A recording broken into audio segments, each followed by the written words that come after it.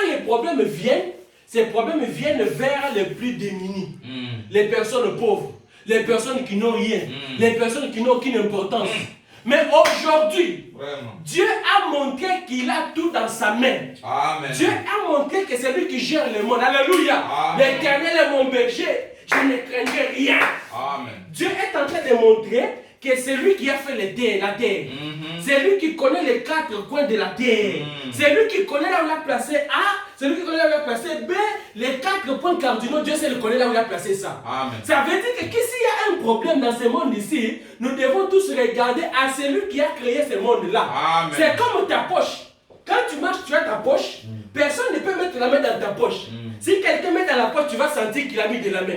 Si quelqu'un introduit sa main pour prendre quelque chose, tu vas sentir. Amen. Parce que c'est ta poche.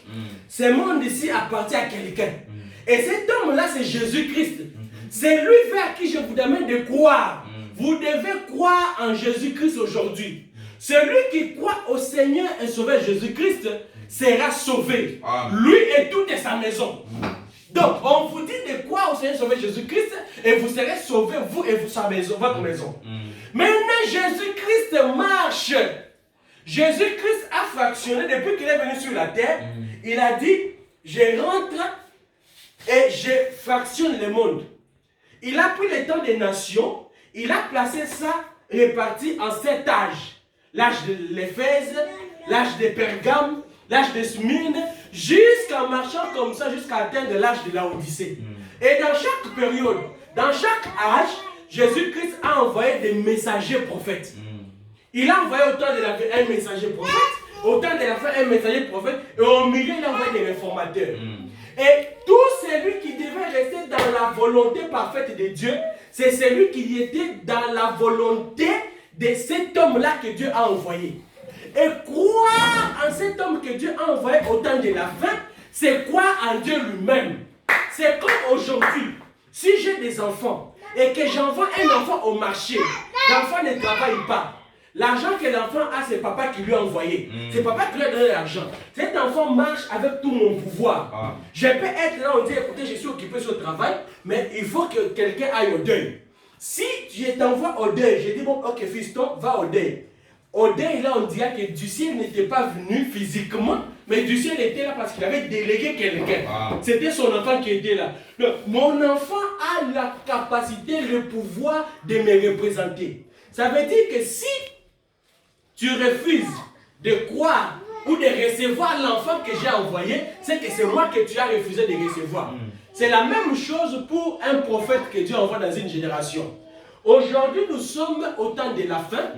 Et le frère Branham, qui est le prophète de ce temps du soir, nous dit que l'esprit de Malachie 4 rencontrera les conditions du temps de la fin. Vous comprenez? L'esprit messager du Malachie 4 rencontrera les conditions du temps de la fin. Et dans les conditions du temps de la fin, il y a tout ce que nous vivons ici. Aujourd'hui, parmi les conditions du temps de la fin, il y a ce que nous appelons la maladie virale coronavirus. Et qu'est-ce que le messager nous dit? Parce que nous avons trouvé ici que dans la parole, Dieu a tout prévu. Dieu n'a rien laissé au silence. Quand Dieu dit que non, écoutez, Dieu enverra ses anges pour te garder sur le droit chemin. Dieu a mis toutes les précautions. Dieu a mis des garde-fous pour que personne ne vienne tromper l'autre.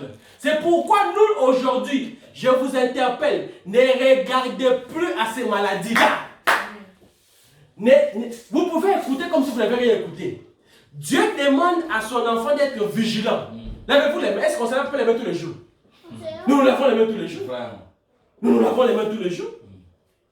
Les mains tous les jours, nous nous lavons. On se lave pour dormir, on se lave pour manger.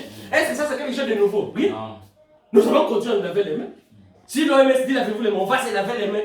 Mais ce n'est pas ça qui guérit. Ce n'est pas ça qui protège. Ce n'est pas ça qui sauve. Vendée. Vendée, est-ce que c'est aujourd'hui qu'on a créé Vendée? Vendée existait depuis longtemps. Vendée, on voyait ça ici à tout moment. Alors, si qu'est-ce que Vendée va faire? Si, quand coronavirus venait, Vendée n'était pas là. Coronavirus n'avait pas vu Vendée pour affecter les gens. Est-ce qu'on ne tousse pas tous les jours ici? Nous toussons. Est-ce qu'on ne tousse pas? Nous toussons. On ne fait pas des fièvres tous les jours ici. Nous faisons des fièvres. En différent en quoi? Je suis l'Éternel qui te guérit de toutes tes maladies. Alléluia. Comment les gens sont en train de venir distraire les gens aujourd'hui? La médecine n'a pas de supériorité devant le nom de Jésus. Pendant 40 ans, les enfants d'Israël ont circulé dans les déserts pour aller dans la terre promise. Et pendant qu'ils marchaient, la Bible dit qu'ils avaient une seule tunique. Et ils avaient un seul médicament, c'était le nom de Jésus-Christ. Je défie coronavirus aujourd'hui. Qu'est-ce qui me donne le pouvoir, la force de les défier? C'est Ésaïe 41. Prenez Ésaïe 41. Mes frères et sœurs, ne soyez pas troublés, ne soyez pas agités. Ce qu'il faut faire aujourd'hui, c'est arranger nos voies. C'est éviter l'incrédulité. Car l'incrédulité n'arrête pas Dieu. Si tu es un incrédule, coronavirus va t'attraper. Nous sommes là dans Ésaïe 41. Je prends les versets 10. Tu peux lire mon frère. Ésaïe 41. Ésaïe 41, oui. Verset 10. Voilà. Ok. Ne crains rien, car je suis avec toi. Amen. Ne promène pas de regard inquiet, car je suis ton Dieu. Amen. Je te fortifie. Ok. Je viens à ton secours. Je te soutiens de ma force, de ma droite triomphante. Amen. Alléluia. Amen. Ne promène pas les regards inquiets. Dieu ne nous a pas laissés dans la tourmente. Dieu ne nous a pas laissés orphelins. Dieu nous a laissés avec la parole. Et cette parole, c'est celle qui nous protège. Et la même parole dit ici, dans Ésaïe 41, 10. Ne crains rien, car je suis avec toi. Toi es ici. Est-ce qu'il y a un toi ici? Oui. Les toi là c'est moi. Les toi là c'est toi. Les toi là c'est lui. C'est vous. Et c'est vous là-bas. Et la Bible te parle ce matin. Ne promène pas de regards inquiets. Désormais, quand on te parle de coronavirus, toi vois le nom de Jésus. Amen. Quand tu entends quelqu'un dire coronavirus, toi entends Jésus. Si tu entends Jésus et que le nom de Jésus est avec toi, écoute ce qu'il fera. Car je suis ton Dieu. Je te fortifie. Je viens à ton secours. Qui vient à ton secours? Jésus. Alors, si Jésus vient à ton secours, coronavirus va faire quoi? Sans effet, va fuir. Amen. Je te soutiens de ma droite triomphante. Depuis que les temps sont les temps, depuis les temps bibliques, la droite triomphante de Dieu, on ne joue pas avec. C'est cette droite triomphante de Dieu qui a sorti les enfants d'Israël de l'Égypte dans la captivité jusque dans la terre promise, en passant par les déserts. Ce qui se passe n'est pas nouveau. Les enfants d'Israël ont existé sur cette terre ici. Il y avait des plaies. L'eau s'est transformée en sang. Il y avait des moustiques. Il y avait des mouches qui tourmentaient. Il y a eu même la mort. Parce que les gens pensent aujourd'hui que la mort, que les gens se meurent, c'est une nouveauté. Non. Du temps biblique, les gens sont morts. Aujourd'hui, non. Parce que quand je suis les informations, ce matin, je viens de regarder, on dit, depuis hier jusqu'à ce matin, 800 personnes sont mortes en Italie. Hier, c'était 654. Avant-hier, c'était presque 500. Et tous les jours, les gens meurent. La mort n'est pas nouvelle. La mort n'est pas nouvelle. Les gens en France sont en train de mourir. 450 ces jours-là. Hier, ils sont morts. Ils ont atteint près de 1000.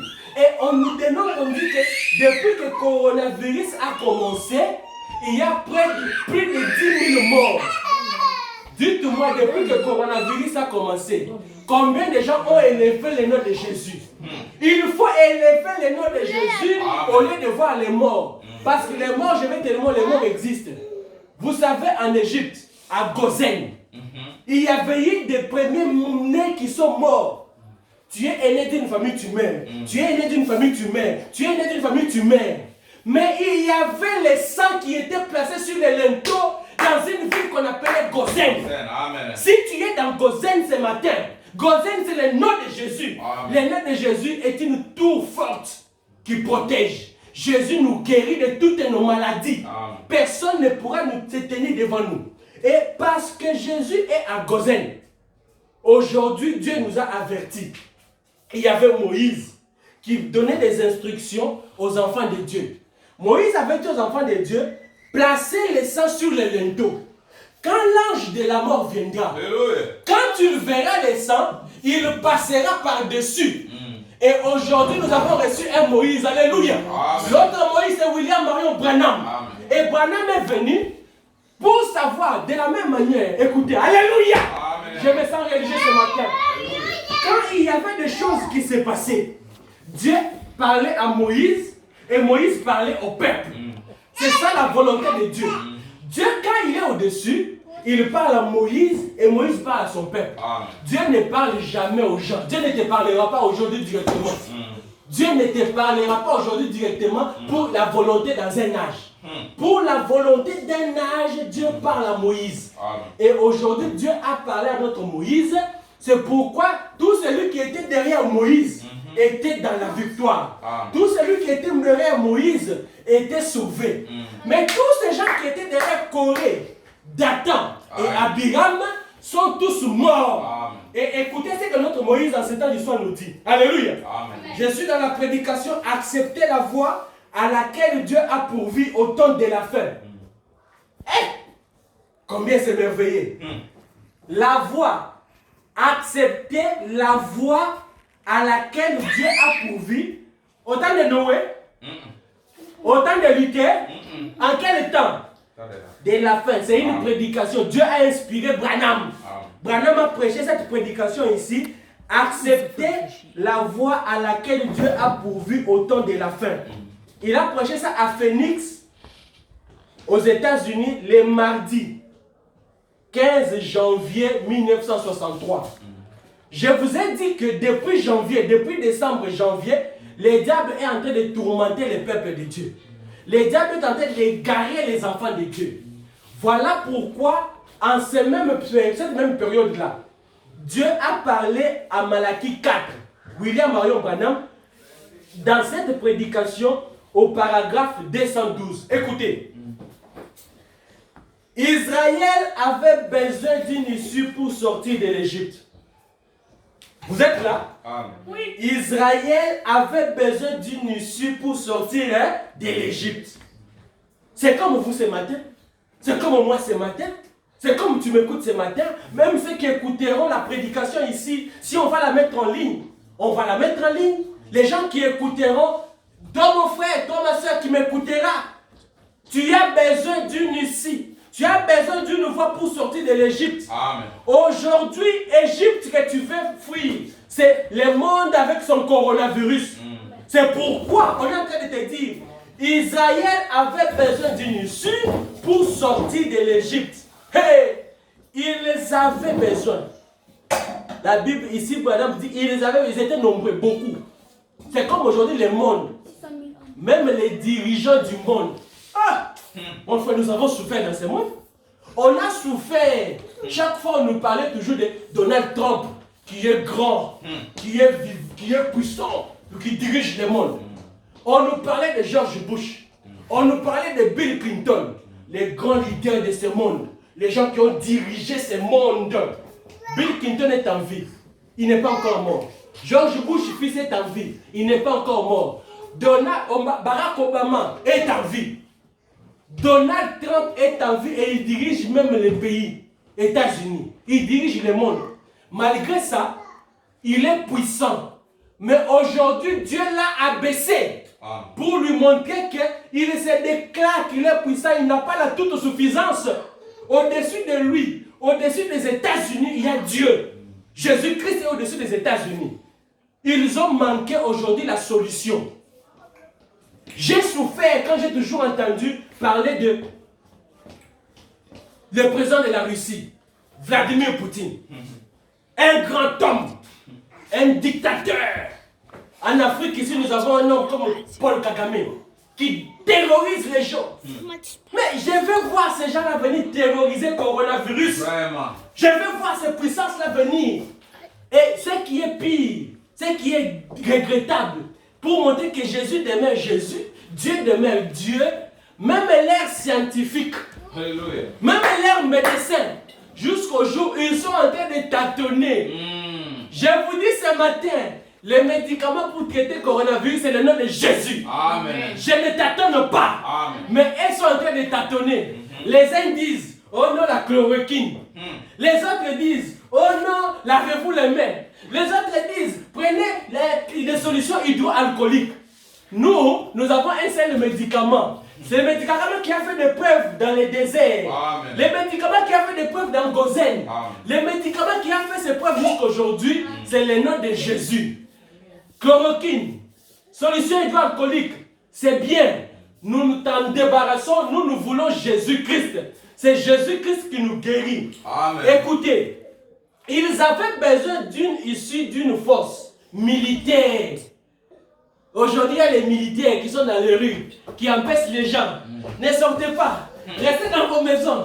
Allez, quand vous quittez la morgue, directement jusqu'au cimetière.